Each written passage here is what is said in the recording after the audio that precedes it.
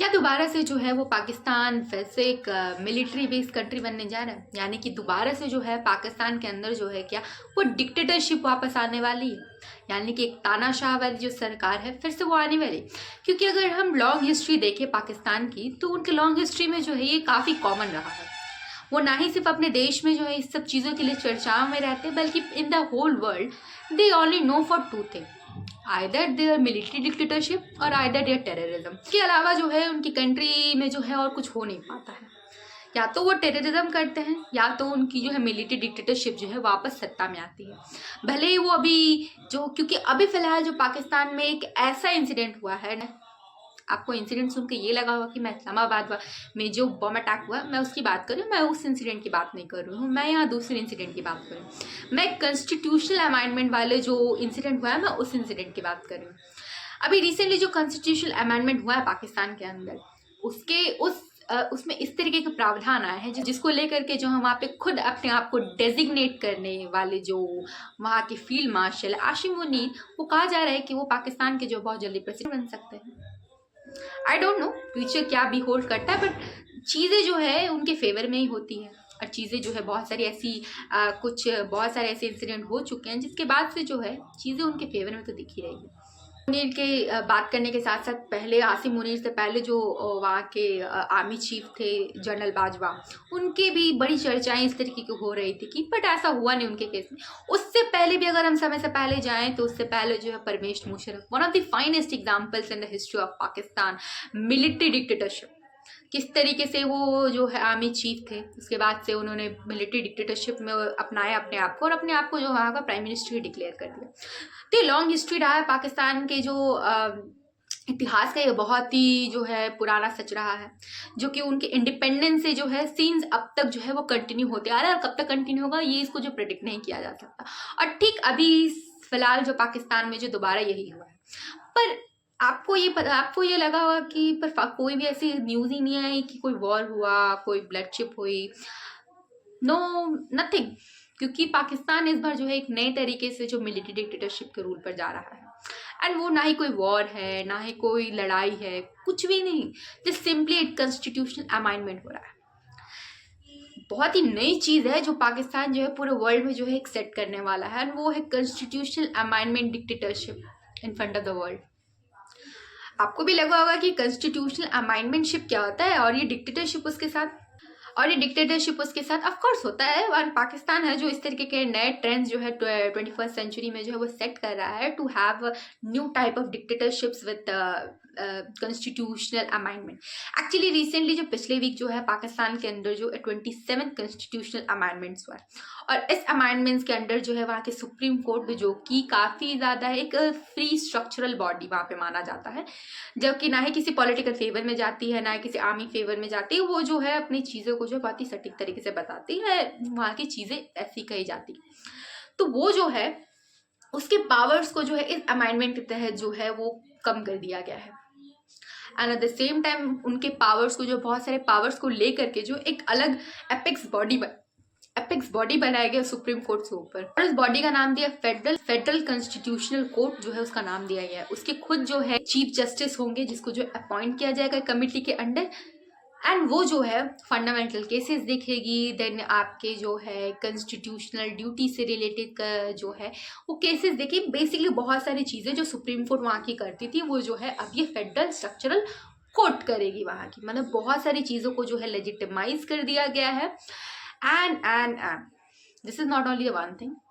दूसरी थिंग कि वहाँ के जो है ये फील्ड मार्शल अपने आप को जो बनाए हुए हैं वहाँ पे आसिम मुनीर, उन्हें जो है एक प्रमोट करके जो है उन्हें एक न्यू टाइटल दिया गया है उनके कंट्री में, the chief of defence forces. उन्हें जो एक नया टाइटल दिया गया है और इस टाइटल के तहत पोजीशन के तहत जो है वो पूरी अपनी लाइफ टाइम तक जो है प्रिविलेज जो है वो उन्हें मिलेगा। यानी कि इस कॉन्स्टिट्यूशनल अमेंडमेंट के तहत जो है आसिम मुनीर को जो है लाइफ टाइम तक कोई भी लीगल केस उनके ऊपर नहीं होगा। यानी कि इस अमेंडमेंट में कहा गया है कि ये जो वहाँ के चीफ आर्मी हो गए, then at the same time 5 star जो मिलिट्री ऑफिसर्स हो, वो जो है उन्हें पूरी तरीके से जो है लॉ के तरफ से जो है लीगली जो है उन्हें प्रोटेक्ट किया जाएगा, ना ही सिर्फ उनकी ड्यूटी में बल्कि उनके कोई भी करप्शंस के कोई भी लीगल केसेस नहीं चलेंगे, ना ही कोई अलग केसेस चलेंगे। वो पूरी तरीके से legal free and law free रहेंगे। यानी कि अगर वो अपनी ड्यूटी के दौरान या ड्यूटी के बाद भी अगर उनके ऊपर कोई करप्शन के केसेस या दूसरे केसेस, लॉ क्रिमिनल कैसे भी केसेस आते हैं, तो वहाँ की कोर्ट जो है इनके ऊपर जो है कोई भी केस नहीं चला पाएगी। तो कितनी अच्छी चीज़ें हो रही है ना, कितना अच्छा ट्रेंड सेट करा पाकिस्तान पूरे वर्ल्ड के सामने, दैट इस तरीके की चीज़ें जो है वो उनके कॉन्स्टिट्यूशन में भी आ रहा है।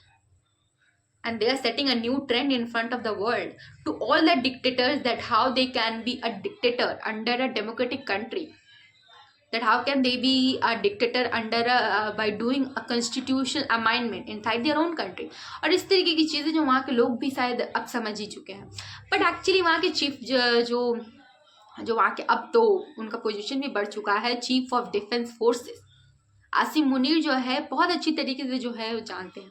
पहले ना ही से वो पॉलिटिकली जो अपने आप को एंगेज करते हैं वहाँ पे पॉलिटिकल पार्टीज में भी जो अपना इन्फ्लुएंस बढ़ाते हैं, क्योंकि वहाँ की जो गवर्नमेंट है वो सिर्फ कहने की गवर्नमेंट है, रियल डायरेक्टली और इनडायरेक्टली जो है वहाँ की आर्मी ही जो है वहाँ की गवर्नमेंट को चलाती है। तो पॉलिटिकली जो है उनका स्ट्रॉन्ग नेटवर्क है। दूसरी लीगली तरीके से जो है उन्होंने इस तरीके के स्टेप्स उठा लिए हैं, जिसके बाद से जो वहाँ पे कॉन्स्टिट्यूशनल अमेंडमेंट हो जाता है, पास भी हो जाता है। एंड थर्ड थिंग, सेंटिमेंट्स को जो है लोगों के बीच में क्रिएट कर लेते हैं। यानी कि बहुत बार ऐसे सारे इंसिडेंट्स हुए जिसके बाद से जो है वहाँ पे आसिम मुनीर जो है अपने आप को जो है लोगों के बीच में जो है काफ़ी एक हाईली सेंटिमाइज जो है पर्सनालिटी अपने आप को बना चुके हैं। क्योंकि ऑपरेशन सिंधु जिस तरीके से इंडिया ने उनके ऊपर किया था, दो इंडिया जीता, बट हमें अपनी वाहवाही करने की आदत नहीं, जिसके बाद से जो इसका फ़ायदा जो है पाकिस्तान ने बहुत अच्छी तरीके से उठाया। जिसके बाद से जो वहाँ के जो आर्मी चीफ थे आसिम मुनीर, उन्होंने इसका फ़ायदा बहुत उठाया। And at the same time जो अपने आपको पूरी तरीके से डिक्लेयर किया that we have won the war and in front of not only Indian country और ग्लोबल वर्ल्ड पे भी जो उन्होंने इस तरह की चीज़ों को उठाया। जिसके बाद से जो उन्होंने कहीं ना कहीं लोगों को जो अपने सेंटिमेंट में जो है घेर लिया। जिसके बाद से जो अपने आप को उन्होंने जो फील्ड मार्शल भी डिक्लेयर कर दिया, तो लोगों को जो कोई आपत्ति भी नहीं है। एंड फोर्थ थिंग, जो वो डिप्लोमेटिकली भी अभी बहुत ज़्यादा जो है एक्टिव हो चुके हैं।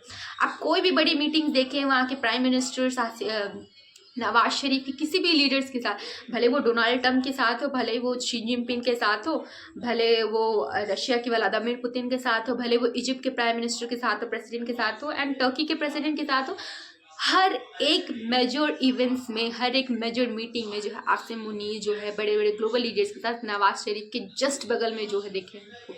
तो डिप्लोमेटिकली भी जो है वो इस अपने नेटवर्क का जो है उपयोग कर रहे हैं कि किस तरीके से वहाँ पे भी जो अपनी चीज़ों को जो है उपयोग किया जा सकता है to get the favour in our self, कि हम किस तरीके से जो कॉन्स्टिट्यूशन के तहत जो है डिक्टेटरशिप कर सके, यानी कि तानाशाही चला सके अपने देश में। और पहले जब पाकिस्तान में चीज़ें होती थी ना, वो बहुत ही बैक साइड पर होती थी, वॉर होता था, कुछ और होता था, देन सत्ता परिवर्तन होते थे और मिलिट्री की आर्मी जो चीज़ है उस आपदा के अंदर जो है अपना पूरा जो है वो फ़ायदा देखते थे। उसके बाद से जो है सरकार को अपने अंडर कर लेते थे।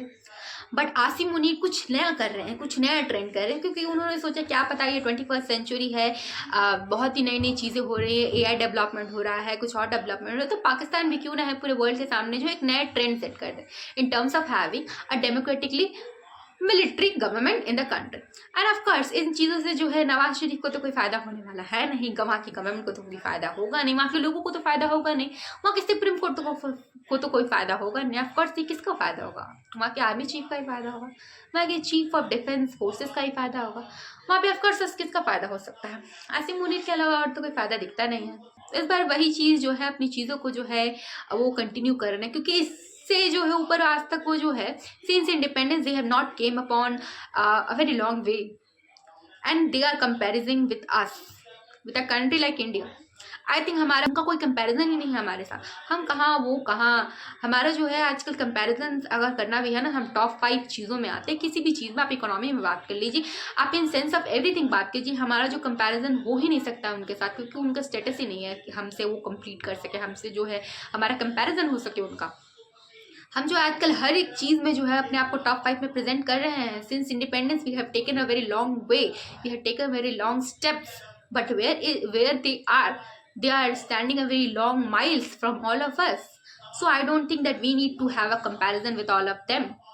What they are doing the same thing since independence. और हमें जो है उनसे कोई भी सीख लेने की जरूरत नहीं है हमें। आप इस पाकिस्तान के जो है इस तरीके के अमाइन में डिक्टेटरशिप पे क्या सोचते हैं कमेंट में ज़रूर बताइएगा। अपने थॉट्स को जो है कमेंट में जो ज़रूर बताइएगा।